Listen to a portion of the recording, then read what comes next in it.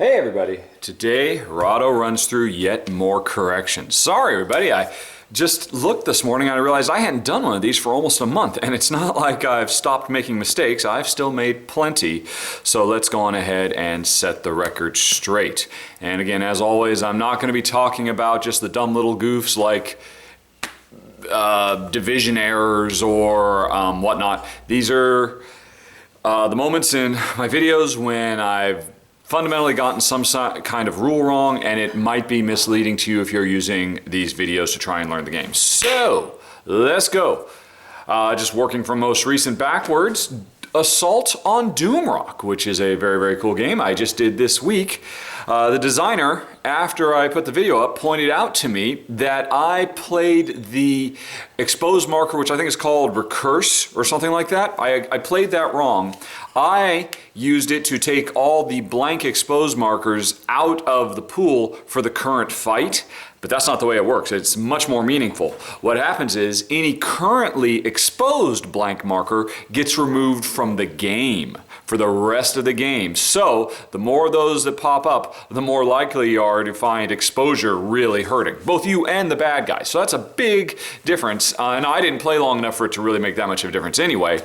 And designer pointed out I was basically making the game a whole lot tougher than it needed to be, but still, just FYI, that was a goof I made on Doomrock. Next up, Forge War.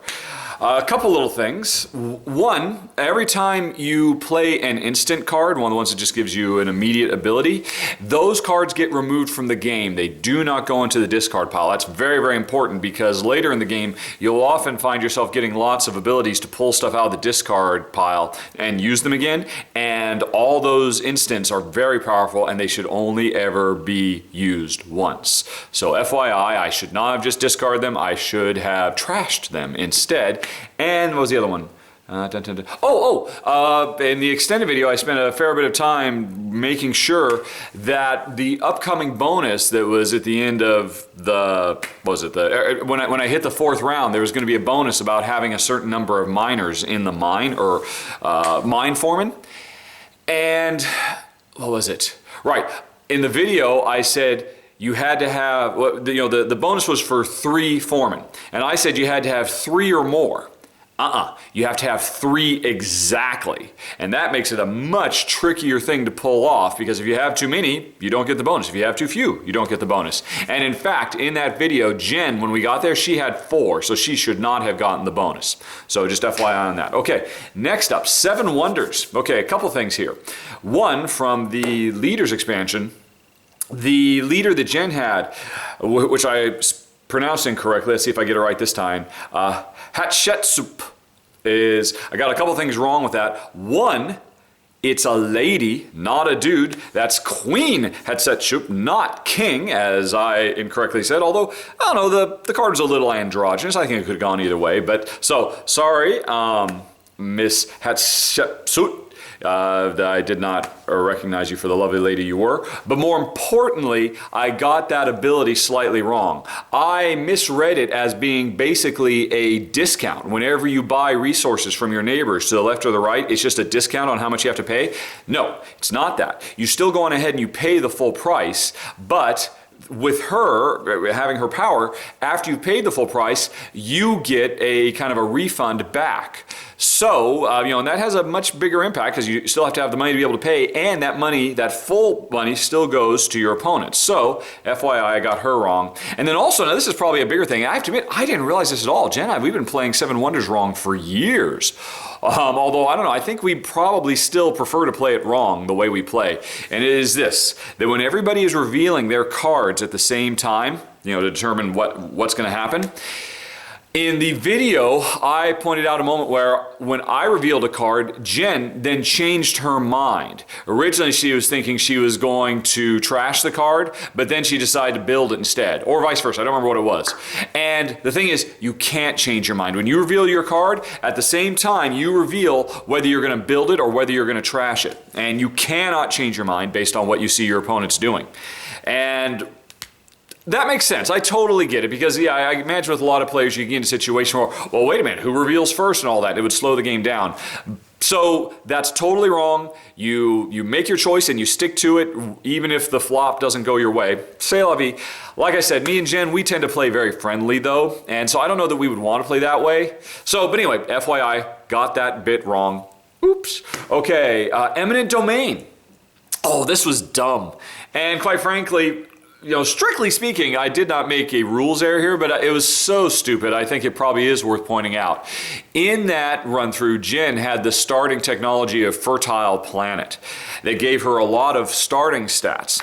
And throughout the video, I completely forgot she had all those stats. And if I had remembered, that game would have played very, very differently. Well, not exactly. I mean, basically, Jen was just ignoring all the bonuses she got. So it was much more difficult for her to do certain abilities throughout the run-through. She should have had an easier time. And so that was just really dumb of me. A lot of people said, wait a minute, I got quite a bit of feedback. Well, why didn't you do this, and this? Answer, I'm a moron. Okay, no secrets there. Anyways, that was Eminent Domain. Istanbul. This was a dumb one. Towards the end of the run through, I ended up getting that card, I think a couple of times, maybe, that lets you not move. Normally, at the beginning of your turn, you have to move to another market tile. But there's one special ability. If you play this particular card, you can stand still and repeat the same action. And so I used that, and that was fine. But what I got wrong was how you manipulate your assistants under those circumstances. Basically, even though you haven't moved, you still treat it as a move. And what that means is if you already have an assistant on the space where you're not moving from, you basically absorb one of the previous assistants you left behind. If there's no assistant on the space, then you drop off a new assistant. I did not realize that you could absorb an old assistant or reclaim an old assistant using this power. So I played that a little bit wrong, FYI. And finally, Mice and Mystics. Boy, I really should have mentioned this one sooner. I mean, I probably should have gotten on camera and talked about this right away because this was a fairly major thing. Basically, and this is a really common mistake. A lot of people make this mistake. So I'll try not to beat myself up too terribly much. But anyway, the core thing is you do not roll defense dice unless there is a successful hit against you. This is true both for the players and for the enemies. That, if the attacker just totally whiffs and gets nothing, there is no defensive roll, period. And that's hugely important because that changes the likelihood of you being able to get cheese and other events. But in a few cases, I did still roll when I shouldn't have, and I don't remember, but I probably ended up getting some cheese I shouldn't have had. So FYI, hugely important, very common error. Do not roll defense unless there was a successful attack. It does not happen automatically. And and then also as a minor thing, Brody the cat, apparently, one, I set him up wrong. I forgot he was in ambush. And in the video, both of his powers were basically right next to each other on the initiative track. But because he was an ambush character, that shouldn't have happened. There's a bit of randomness. And so his attacks likely would have been spread out amongst the initiative queue. So that was dumb. And also, and I didn't realize this, and quite frankly, I think the rule book is a little bit vague. You could probably read it the way I read it, but it was corrected. He will attack anybody. I thought he only pounced on spaces where the heroes are, because that's kind of what the rules say, depending on how you want to interpret the rules, but that's wrong. He will always just go for the most populated spot, regardless of whether there's hero mice there or not. So FYI, he's a little bit more neutral than I thought he was. And there you go, folks. That's it. Sorry for those errors, and sorry for any errors I might make in the future. I'll continue to make quite a few.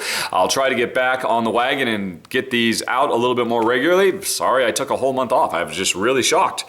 And other than that, I think I'm done being sorry now. I have done my penance. I will now go... what's the equivalent in board games of, doing 10 Our Fathers and all that? I've done it though. Corrections out. Talk to you later. Have a good day. Bye-bye.